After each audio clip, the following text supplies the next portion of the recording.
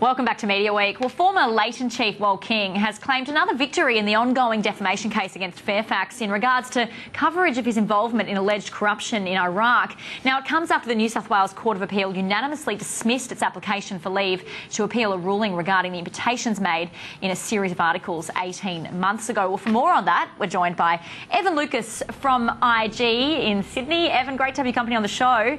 I guess just in terms of a follow-through onto the Fairfax stock, does this have any sort of material impact? Not yet, but again, the question sort of comes around the sort of the stories that have been raised out of Fairfax. The questions have also been raised about what currently is going on around IOOF and whether or not, if the story is not as big as it's been proven, can also be sort of backstopped sometime into the future. And that is the risk that unfortunately media companies currently face, is that they do have to have legal and litigation backstops in it. Fairfax hasn't seen a huge effect for it, but again, it is just another sentiment risk to the market that they probably could do without in this current market as well.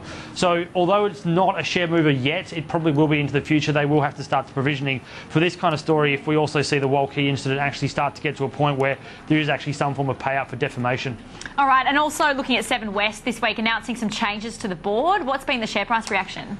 Relatively positive. Look, besides the fact that obviously everybody's talking about Jeff Kennett being appointed and the former Victorian Premier is obviously a big ticket, I think it's more around Michael Mahone, and I think he is more the key interesting story that the market is picking up. Obviously now the former owner of IINet, and that clearly shows you that Seven is now really taking seriously the idea of getting into online and into things and building up its ownership in Presto and really pushing that out. He will be all about multimedia, digital access and digital streaming. That is certainly what he's going to drive, and you can already hear that in his statement when he actually announced that he was going to be part as a non-executive director. It is clearly showing you that that's part of the media space that will be a very, very competitive space, not just in the next year, but over the next half to a full decade to come. That is where they are moving, and that's why an appointment like him is probably a more exciting thing than probably the big name in Jeff Kennett himself. All right, really appreciate your insights. Thanks so much, Evan. Thanks, Ingrid. Evan Lucas there from IG. Let's return now to James Manning from Mediaweek in the studio with us. James, just on those Seven West board changes, what did you sort of make of them? Yeah, it was good. It was good to get Tim Warner on the board. You know, he's been doing a really good job running Seven West Media.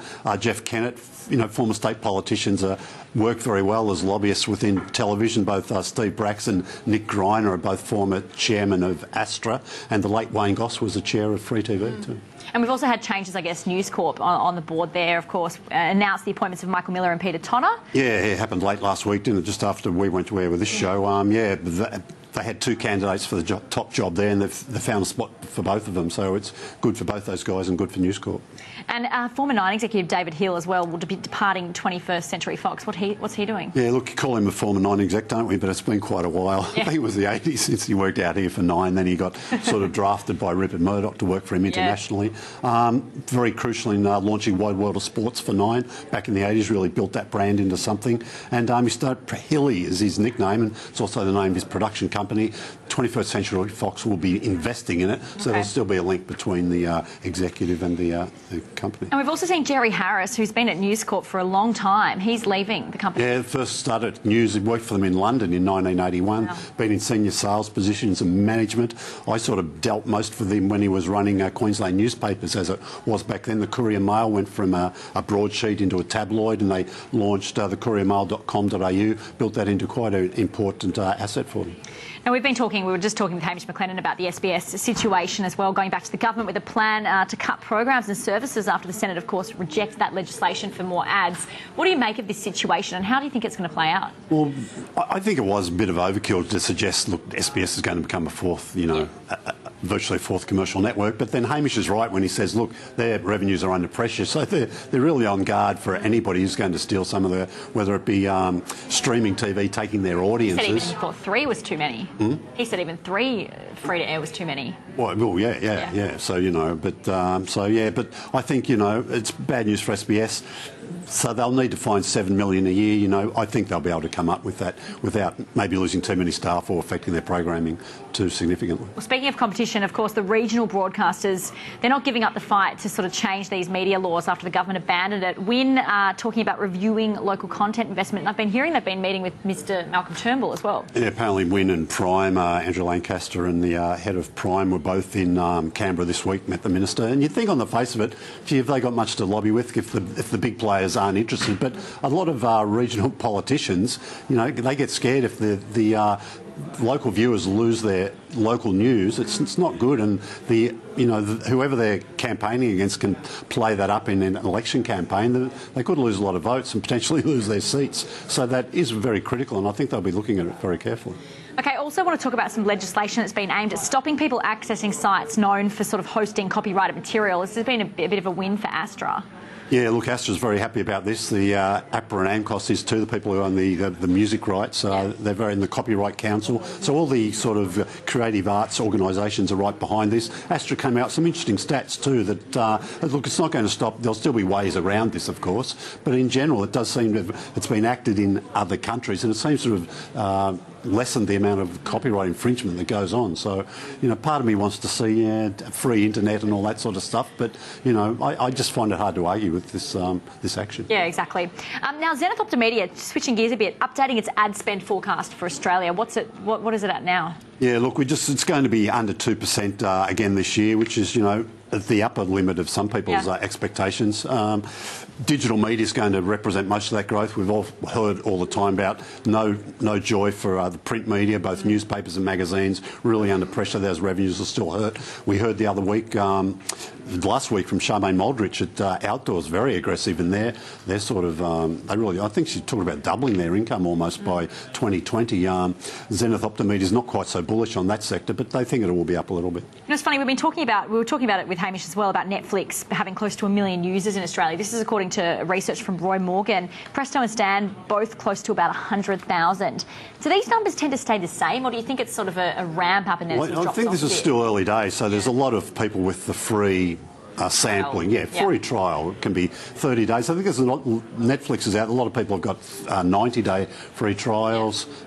Presto and Stan have both got free trials on offer. So we really need to see how these figures settle a little later this year into early next year. But it certainly looks great for Netflix at this stage. Some analysts are very, very negative on Stan's chances of being able to find enough customers to sustain their business model. Yeah, we'll have to wait and see after a few more months, particularly. Okay, let's take a look now at some of the ratings. We're looking at the ratings now for free-to-air week 25, and there you have it in the top 5. We knew State of Origin, that Game 2 was going to get in there. Sure, yeah, and it sets it up wonderfully for a big audience for Game 3. Yeah, exactly. There's 9 news and 7 news in there as well. Switching the page for the rest of the top 10 there. MasterChef making it in, Channel 10 of course, and House Rules reveal that Married at First Sight show doing well as well. Yeah, fantastic. It's helped Current Affair this week too. They've been updating with the couples post the end of the show. Bit of cross promotion there. All right, let's move on and take a look at subscription television now. NRL and AFL, it's always the same sort of ones in there for the top 5 sport. Absolutely, yep. Next page for the non-sport. Game of Thrones, that's that final episode, doing very well. Australia's next top model. So it's, take Game of Thrones out of the equation, and Next Top Model's back as #1 subscription TV, so Fox will be very happy about that because it was away for a year, so the people haven't forgotten about the format. And Wentworth's still doing very well, always making that top 5. Absolutely, just finished this week. So let's talk television, because big news, of course, is Q&A, that controversial show on Monday that's caused sort of an uproar. An MP and a former ABC journalist both saying they want the axe to fall. Then we've also heard from the Prime Minister calling on an urgent inquiry, an urgent government inquiry into it.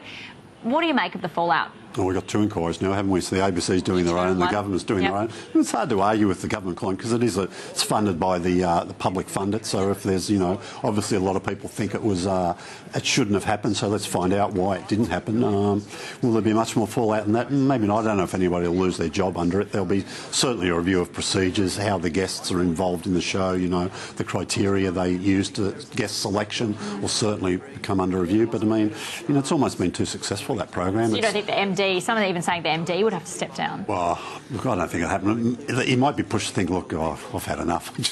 I just don't want this pressure anymore. I might push him over the edge, but and might make him not want to. I think his term's up soon, so he might think, look, do I really want to stand for another period? No, I've had enough. I'm out of here. All right, well, there you have it. I want to talk Seven as well, announcing the host of its new Restaurant Revolution series. Yeah, look, an Adelaide chef, I think it's going to go quite well, that show. It's getting a lot of promotion. These restaurant shows do so well. Yeah, all key to Seven's success is having state versus state. So that's going to happen in restaurant rules here too. They haven't got a big name host, but I don't think it matters. It's the state versus state. People buy into that competition, and I think it could do very well. And food's still hot. Look at MasterChef doing very well. Speaking about big name hosts, Seven's also signed newsreader Mark Ferguson for another 5 years. Yeah, it's a good long-term deal, isn't it? Lots of speculation about how much he's been earning, how are his ratings going. He's up against Peter Overton here in Sydney. Certainly at the moment, and for recent memory, Nine have had the edge, you know, but Seven are working hard to peg it back. Some nights there's not too big a gap, other nights there's a really quite a wide gap, so it'll be interesting to watch that battle.